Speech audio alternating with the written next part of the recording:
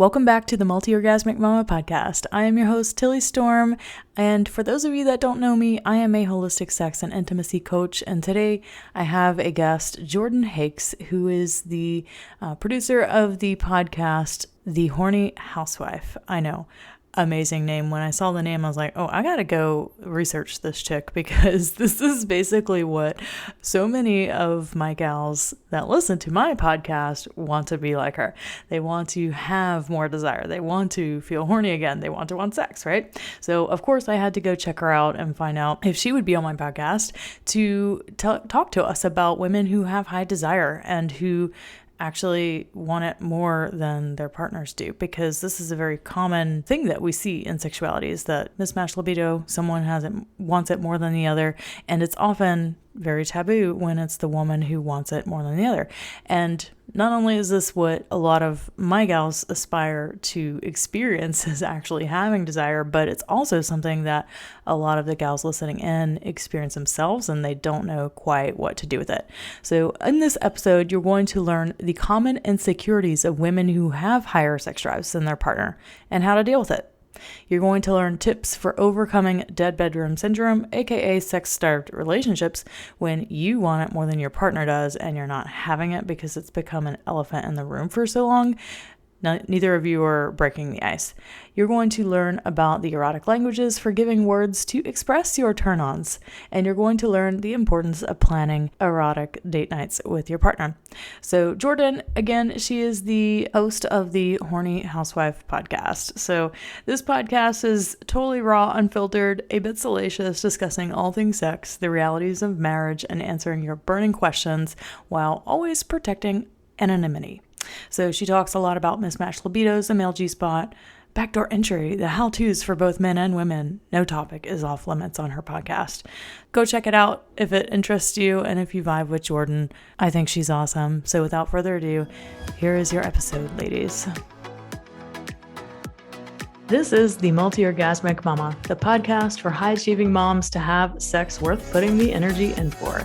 I'm Tilly Storm, a holistic sex and intimacy coach, and it's my mission to help you want sex again, to have better orgasms, and to feel confident and sexy so you experience more pleasure in the bedroom and beyond. Welcome back to the Multiorgasmic Mama Podcast, loves. Today we have Jordyn from the Horny Housewife Podcast. Hey, Jordyn. Hello. Hi, how are you? I'm wonderful. I love the name of your podcast, and I just have to ask you, why the hell did you start a podcast and call it The Horny Housewife? Please share. Yeah, the name gets me a lot of shit.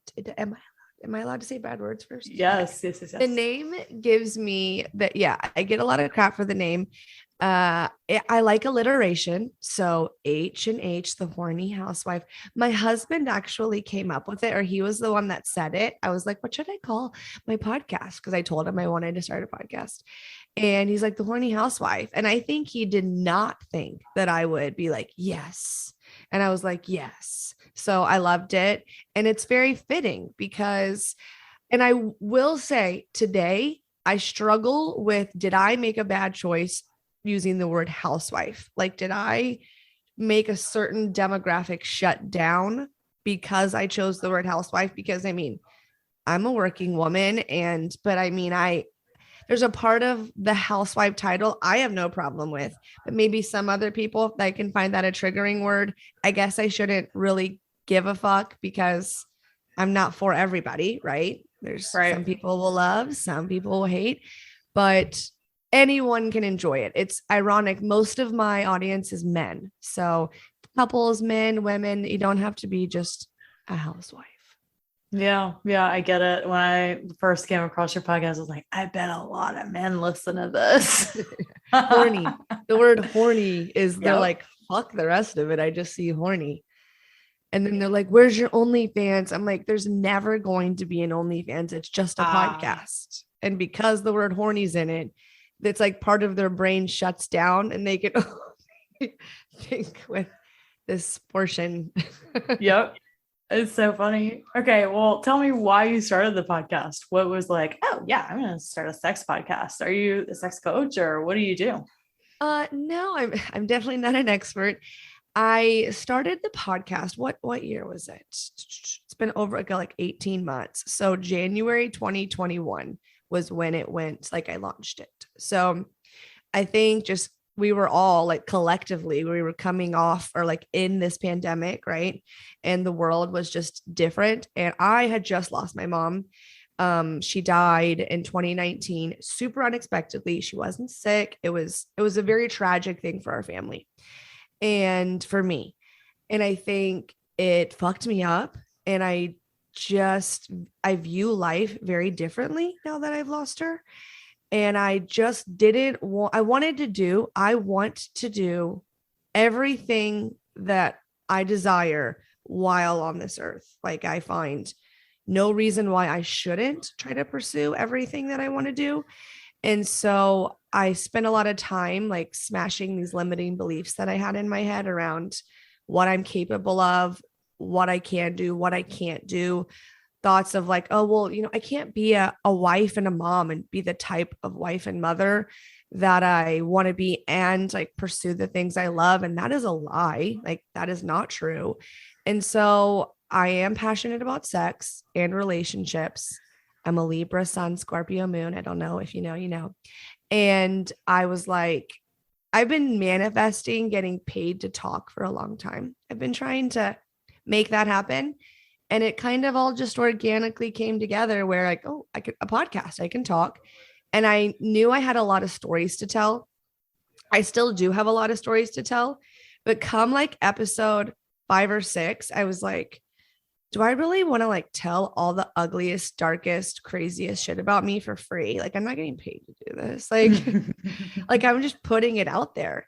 So it kind of organically evolved into something totally different where people were writing in, the community was growing and asking questions. And then those would inspire like topics or, more listener questions. So it kind of just evolved into what it is now. That's awesome. That was a lot. I just word vomited to you. No, it's all good. I love it. Yeah. Did I even answer the question? Okay. Yeah. Why did I start it? Yeah. Why did you start it? I needed more than being a wife and a mother. I needed something that was Jordyn. And we were blessed enough to be in a situation where I don't like have to go find a job, but it was like, I was able to find, what do I like to do? And that was really easy.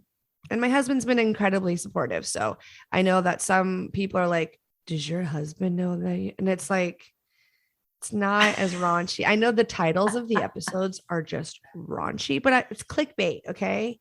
It's clickbaity and click it and then see if I hold your attention, Yeah, I know. And this is partly why I love you and I love your vibe because you said the word right there, raunchy. There's this side to my sexuality that I feel doesn't get expressed very much, but it's that raunchy, dirty, like, oh yes. And then we don't get to get it out enough. I know. And then when I heard you talk about it, I'm like, yes, this is like the epitome of what so many of my clients who they're in the good girl thing, they're in the people pleaser thing. And then there's like, I can't be that crazy or that sexual or anal orgasms. What? Third orgasms? What? And it's just like beyond their ability to comprehend. But I'm like, no, this chick gets it. I want to talk to her. Yeah. And the best part, that's why it's so cool about having a podcast because I love being alone by myself with the microphone because I can just be completely authentic. That's why I think people do fall in love with shows and podcast hosts because they just get this really raw version of that person. Like you get to express whatever side you want. But it's weird. Like if you and I were to go to a restaurant or to go out one night, like you don't just feel, I don't know about how you feel, but usually I'm comfortable pretty quick, but there definitely is like you walk up to a new group of women. It's hard to just like this, like you and I are doing. Yeah, for sure. Yeah. And part of what probably, I don't even know, you guys, all of you that listen to my podcast, what kind of flavor you find me in, but I assume it's probably around the energetic, the spiritual, the sensual, more of that type of stuff because I'm super into that thing. But yeah, like I love how just out there and open you are about all the topics you discuss on your podcast. It's beautiful. And I'm really interested in hearing for our listeners here. You are the horny housewife. Okay. You're like what they all freaking want. So many of these women that are listening to you right now, they lack sexual desire. They want sex so bad. They feel ashamed and guilty, and that they're not giving their partner what they think they want or deserve. What would you say to them? Like, what sort of advice? So what do you think are popping in my mind? Yeah. So I will say first off, when you say like so many women, and I get asked this, like, oh, I wish I had that drive. Like, I just don't have that drive in me. You say to do this, but I don't feel any drive to do so. It's like, like I don't really need it, they're saying. And because I know some women feel sex starved, some women feel neglected, but there are some women that are like, I feel completely content, like almost asexual. They tell me like they just don't feel anything. And I do think, unfortunately, it has to do with personalities too. And like, I have a chronic personality, if you will. I'm very black or white.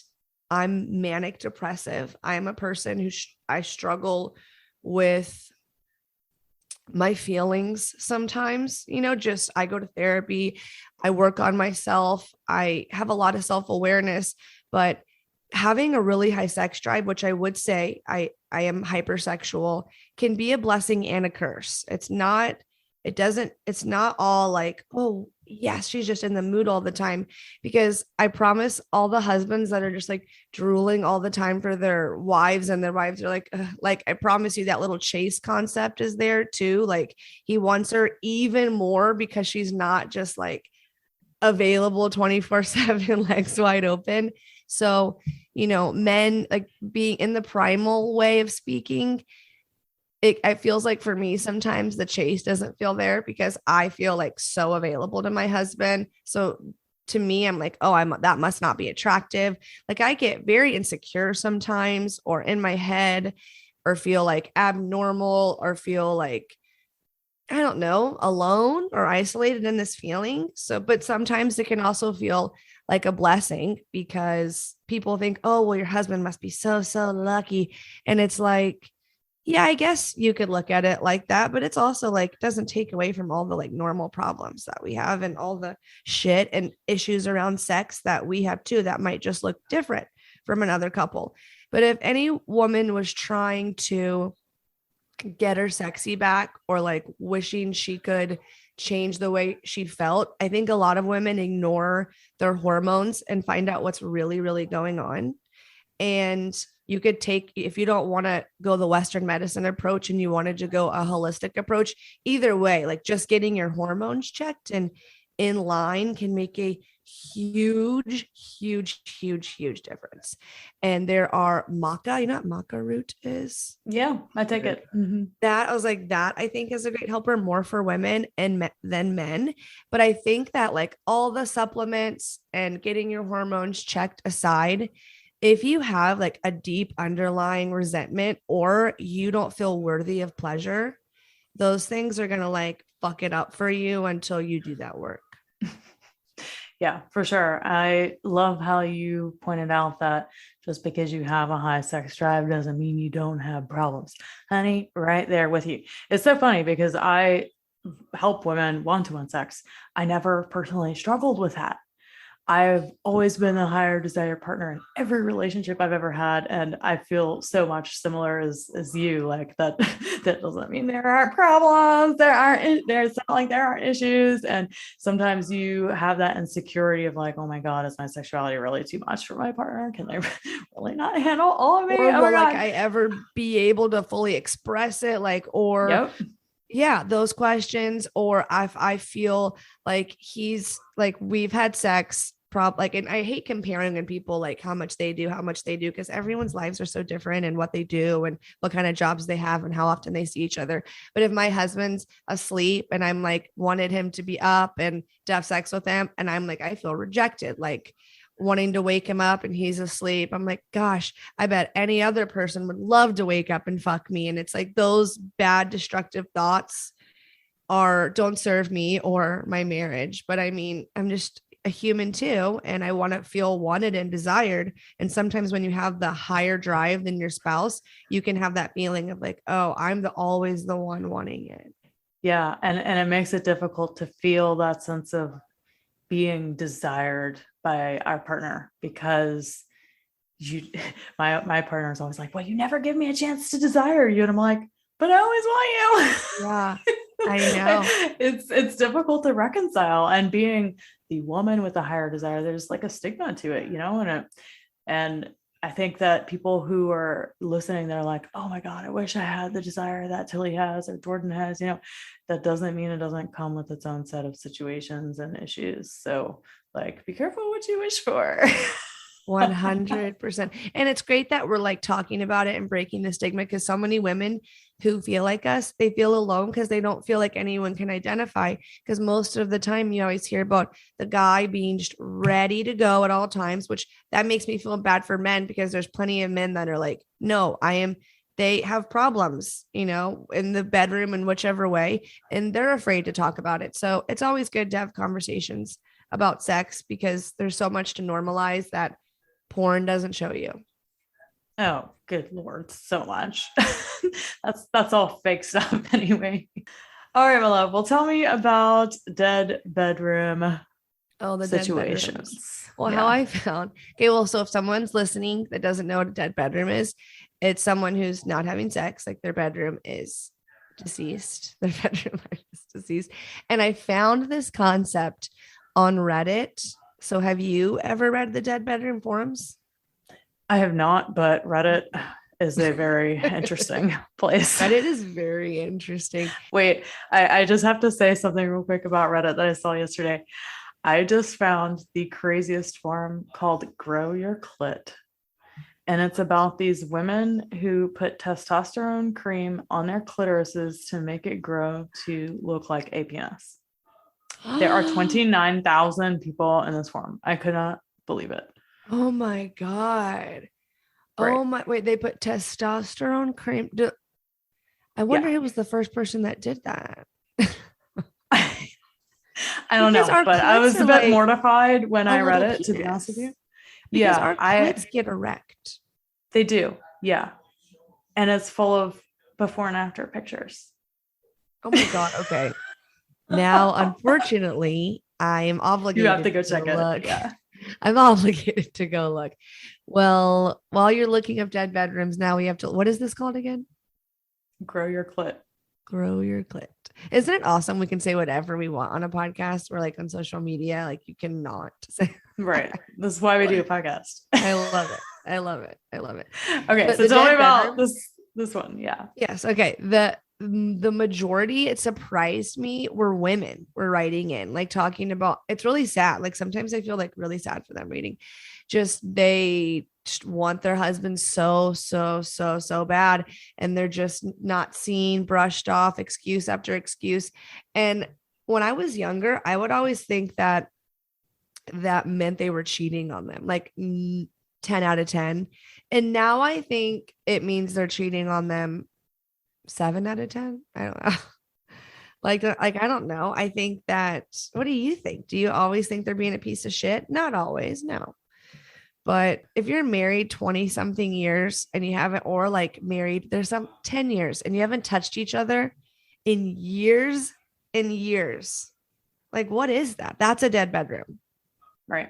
Yeah. And I think the clinical definition of like a sexless marriage is like you only have sex 3 times a year, or so you're still actually having it, but it's lines. But sexual neglect can be classified as anything that where one partner starts to feel sex starved. So there's really not a time on it, which I know some men are going to laugh and be like 2 days. But I mean, really, I think that for some people going 2 weeks without it can be really, really hard for them, where some people like that's the total norm and that's not weird at all for them. So I just think it varies on the kind of relationship you have. Yeah. And I do think people that say they have sex like multiple times a day, that are married, that have kids between the ages of 8 and 15 are lying. but maybe they're not. but I like call bullshit hardcore. Interesting. Why? Because it's impossible. Like I'm like, how with all of these schedules, like where are you fitting it in? And you're actually in the mood to like be banging it out every day like that. I just can't relate. And I'm a very hypersexual person. I guess if I had a teammate like pushing me in the closet and we getting it out, like, and we're really intentional about it, but kids, a household, and jobs, it's like, really, how are you fitting it in all that? I'm just hoping when my kids get older, maybe I can go back to that life. So are you married? Do you have or no? Partner. Yeah. Partner. And how long have you been with your partner? 2 years. 2 years. And am I allowed to ask you on your podcast? How's that? Yeah, absolutely. Yes. It's great. It's different. It's the I healed all my relationship trauma drama relationship, and boom, here we are in a grown-ass adult relationship, and it's great. That's amazing. Like, yeah, it's the easiest relationship I've ever been in by far, and the best. And sexually, we've had to work on it, so it's interesting, which I've talked about. I've talked about that on the podcast several times. Yeah, it was one of those things where we definitely do have mismatched libido. So I definitely understand that struggle. And he's more of a sensual, energetic blueprint, erotic blueprints. I don't know if you know about this. And I'm more of a sexual, but I'm also energetic. So we've had to do a lot of work on that to find. So how does a person find their blueprint? You go take Jaya's quiz. Okay. And like, I'm going to get on Google after this. Okay. Yeah. Jaya, she's a world famous sex educator, but she's on Netflix's Sex Loving Goop recently. And yeah, she has millions of people on our email list who take our quiz, whatever. But no, it's a great framework to be able to talk to your partner about what you want and like and don't like, and things that turn you on, things that don't turn you on. It's kind of like the 5 love languages for your sex life. That's what I like to call it. Oh my gosh, really helpful. I'm learning something amazing. Okay. That sounds incredibly helpful. It is. Yeah. Yeah. We go over it in all our programs to help give language to something that most couples don't have language for. So yeah, it's super helpful with that, because if you have someone who's very energetically inclined around their sexuality, a lot of times that means that that take it or leave it, penis and vagina sex, probably not that important to them. Whereas someone who's sexually wired is going to be like all about the genital stimulation, the touch is more goal oriented.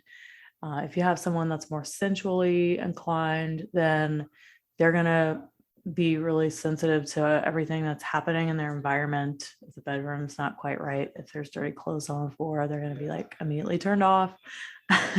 If you're kinky, a kinky is another one. Some people are just super kinky inclined, and that's how their turn on is, through either anything that feels taboo for them or the play of dominance and submission. And then there's a shapeshifter, which is a little bit of all of them. I think I'm a shapeshifter. Yeah, I know. I've definitely stepped into more, and the whole point of it is to like start to increase your ability to be turned on and to give pleasure in all of the ways, right? Yeah. Because then that makes you a more well-versed lover. Yes. And you have the sexual skills to please anyone and to receive pleasure in any way. So the more sexuality work that I've done, the more I've been like, oh, I've now have access to all of these 4 types of turn on. Whereas before, there definitely was not access. You were limited. Yeah, especially the sensual blueprint, like that kind of stuff. Didn't give a shit about kinky stuff. But now those things, I'm like, oh, I can go there. I can play in this, Yeah. So. And then learning and understanding his, because, if you're a couple with someone, you have to like understand, right? And have understanding for one another, that allows you to have a deeper understanding of what they're like. So you said you're sexual, he's sensual. Mm-hmm. Yeah. And it's actually, for most couples, it's the opposite, because there are a lot more men that are sexual, a lot more women that are sensual. Yes. And so when you feel like, and I felt like that because I feel like I have a mismatched libido situation for sure. You feel like it almost puts you in this masculine, Yeah. because of just how society has instilled in us how it is across the board. And I don't know, something about that kind of bothers me. Mm-hmm. I don't know. Yeah, no, they call it, and each of the blueprints, there's a sexual shadow. And, part of the sexual is that for us, sex often is goal oriented. It's all about the orgasm. Climax. It's all about climax. Yeah. And the shadow is that the truth is sex is so much more than orgasm. Right. And I talk about this a lot on my podcast, especially the episode I did with one of our clients is called Energy Sex, and how she discovered her energetic blueprint and how her and her partner are both energetic blueprints. But this is so amazing to learn about ourselves, is that once we like really heal our sexual shadow and learn how to like drop the goal oriented sex and still honor our blueprint, but like it opens us up to new paths of turn on and pleasure. So it's awesome. That is awesome. Like, I'm super intrigued. I want to know more about that. That's cool. Yeah. Okay. Well, tell me more about the dead bedroom thing. How can women get out? I was like, gosh, I mean, if I was in their shoes, I've been married 5 years. I've been with him 8 years. So, I mean, I haven't been married 15 years. You know what I mean? So I have only spoken from experience in my own relationship and my relationships in the past, and talking. I have divorced friends, I have married friends, I have old friends, I have young friends. But I think if it was me in a dead bedroom situation, I don't think I could ever like do the stay for the kids. And I get it, because children, mortgage, bills, like your whole life that you have, all of this like high stake stuff, right? They'll have consequences. But at the end of the day, it's like, what are you really showing your children? Like a loveless marriage, you know what I mean? And how you see your parents have a relationship affects you whether you want it to or not. Like it will have an impact on you and your romantic relationships, like like my relationship with my dad and mom, and also how I viewed their relationship did influence me, like did shape me. And I had to work on all of that on my own. But a dead bedroom, man, that would suck. I'm a crazy bitch. So if it goes too long, like, what's too long? Okay. So I don't. What's your number, Jordyn? What's too long? 7 days is too long. Yeah. I would say like 3, I'm starting to get a little antsy. Irritable. Yeah. I'm getting very irritable after 3. 5 days, I'm like, come the fuck on, this needs to happen. I'm starting to get pissy. And then by 7, I'm like, what the fuck? Come on. we get to by do 7, I'm like, do you want an open marriage? Right. Precisely. Yeah. He's like, you're so weird. I'm like, no, I know. I'm totally saying just to get a reaction out of him. But 7 days is too long. Some people would totally disagree. Some women are like, fuck you, I hate you, because that's, I would be like, no way. But these people, dead bedrooms, they're not having sex for months, if not years. Like I know men, and I don't know if they're lying to me, but I get a lot of DMs, and some are men saying that they haven't been in years, but they've never strayed. They've never cheated. I hope that's true, but I can't personally imagine sitting in a situation where I felt unloved, or like my physical needs were not a priority. Like I would leave that relationship. Yeah, I would too. Because I'm a karma girl. So I can't like live the double life. It's just not me. And I totally believe what I reap is what I sow. And if I go find some married man, that's how I'm gonna lose that married. You know what I mean? Like I'm not homewrecker style. So many people cheat, and it's like a total norm. Like it is normal to cheat. Now I feel like people all know that and say, I think that, but they don't say it. But a lot of people cheat. A lot. That's sad. Yeah. It sucks, but it's so, and that is like a fear. Like I have that insecurity. Like are all men shit? I don't think so. I think that there are anybody could cheat. Anybody could get in the position to cheat, but there's like a cheater personality, and then there's a not cheater personality. Like there are serial cheaters for sure. And that's some void they have. But I think dead bedrooms, either one person's doing something on the side or they're staying, like, a lot of men say it's too expensive to get the divorce. It's cheaper to stay. A lot of women like their lifestyle, just so many reasons why they stay in the situation. I know people that have been married for a long time and they both do their own thing and they like don't ask, don't tell kind of thing. Yeah. She does what she wants. He does what he wants. I don't have any desire to have a relationship like that, me personally. Right. So how do you address the elephant in the room? I think you have to have hard conversations. Like a lot of questions I get are men going, I want more sex and I don't know how to go about this. Or one person, whether either partner comes and says, how do I talk to my spouse about needing more sex? Like I'm unfulfilled. I'm starting to get a wandering eye. I think that you have to tell them and hurt their feelings. Like that conversation needs to happen, and hurting their feelings in that moment is a lot better than people always trying to protect each other's feelings and tiptoe and like dance around it. Like I am not a passive aggressive person. I need to be like told and like, here it is. And it might sting kind of, but like now we have it out here and we can deal with it, which for sensitive people, that is hard sometimes. But I think whoever needs that knows their spouse. They know the person they married, so they can know how to sit them down. And maybe it's hard, but intimacy doesn't always like feel warm and fuzzy and lovey and close. Intimacy can be really uncomfortable and awkward and hard, but you have got to tell them and say, I miss this. I need this. I'm asking you for this.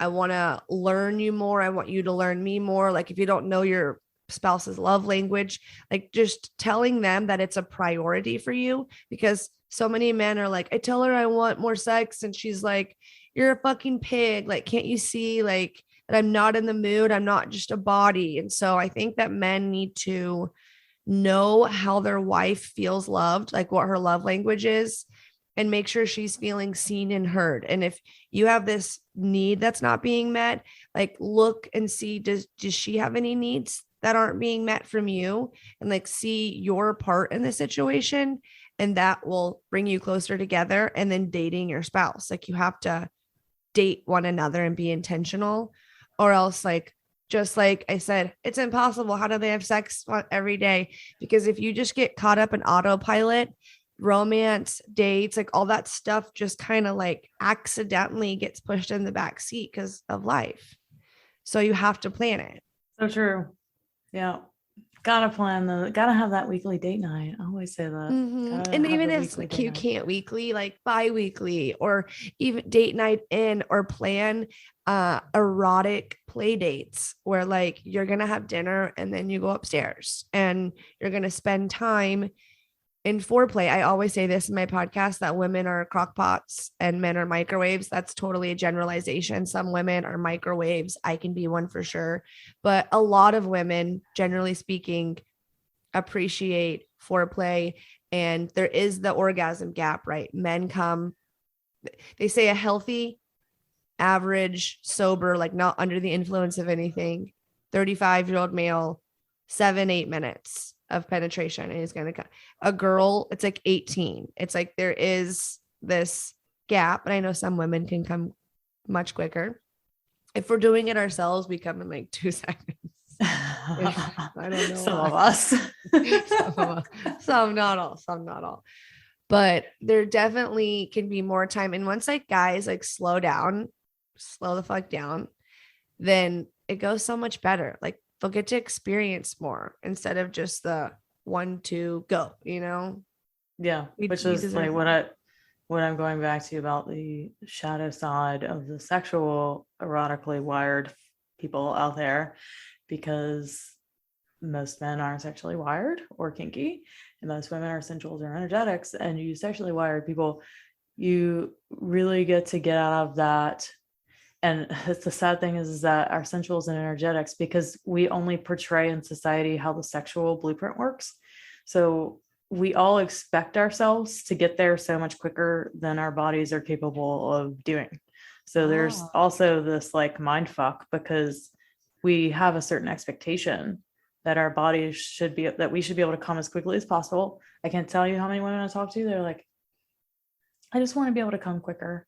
I want it to be easier. And I'm like, honey, that doesn't get to be your goal here. I'm like, okay. What? And that isn't, and it's like, you're almost fucking yourself by even saying that.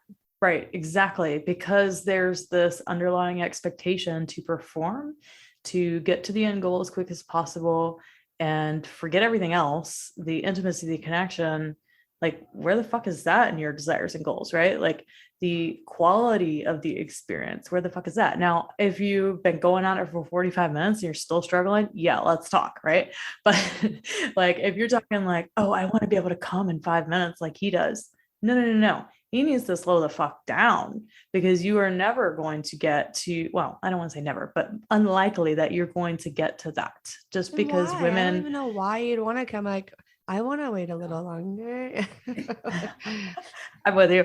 Although I can have like 20, 30 orgasms in one day, but yeah. You know, please. Yeah. So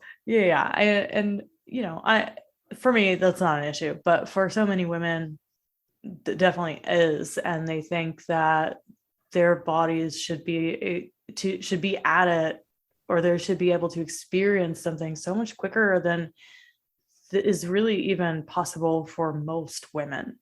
So it's the expectation versus the reality is really off for a lot of people because of porn and the way that sexuality is portrayed in society. So yeah. Yep. And like, once you have that anxiety, or like, anxiety in the bedroom, no bueno, being present is the best gift you could give yourself, is to be just completely immersed in the presence and fuck the clock. And I think it'll go better than you think it will. Awesome. All right, my love. Well, tell us where we can find you. And I had so much fun talking to you. I'm going to go learn about the sexual blueprint now. I'm excited. You can find my podcast anywhere you listen to podcasts, Apple Podcasts, Spotify, on Instagram @_ the Horny Housewife Podcast, and on TikTok @ the Horny Housewife Podcast. I had so much fun. Thank you for inviting me on. Chances are, if you hear my voice right now, you might be a woman who struggles with lack of libido or desire, doesn't find sex that fulfilling or satisfying, or that's so busy and in your head that it's really challenging to drop in and actually enjoy sex when it happens. Yes, this podcast is here to help you with that. In each episode, I will be sharing everything I know to help you experience more pleasure in your sex life. But let's face it, simply obtaining more information isn't going to change anything about your sex life. The thing is, being a high-achieving mom who's already in her head a lot and is strapped for time and energy, more information is not what you need, sweetheart. Alternatively, learning to rewire your body and your brain so you can get out of your head, be in your body, and enjoy yourself is required. If you're really serious and committed to doing the embodiment practices, the somatic and the nervous system reprogramming, so you can experience epic sex in the bedroom and beyond, then I invite you to consider my Sensually Embodied Woman program. This is my signature program to teach and to coach high-achieving moms like you. And it's how over 70 women have experienced a massive increase in their sexual desire and pleasure in the bedroom and beyond in less than 4 months. Through the program, you'll get deep, intimate coaching from me for 16 weeks, where I'll be able to personally guide you through your specific sex life and relationship struggles. And you'll also instantly join a sisterhood of other high-level women going through the same things to support you on the journey. On top of that, in addition to all of the coaching, the community, the accountability, the teachings, and the audio-guided embodiment practices and meditations, when you join the Sensually Embodied Woman program, you'll get lifetime access to our member library with new bonus content that we're continually adding in. And by the way, the program does help you to become a multi-orgasmic mama too. So yes, you can rely on just the information I share with you here. And yes, you may get the pleasure education you never got growing up. You may grow the ovaries enough to break the ice with your partner and have a meaningful conversation about your sex life, or you could take the shortcut and get the support you're going to need right off the bat. So if you're ready to commit to doing what it takes to have epic sex and pleasure in the next 4 months, then click the link in the show notes and fill out an application for the Sensually Embodied Woman program, and you'll be on your way to joining my magical world of multiorgasmic motherhood and fast-tracking your journey to a thriving sex life and relationship today. Once again, hit the link in the show notes to apply for the Sensually Embodied Woman, and I'll see you there in the program.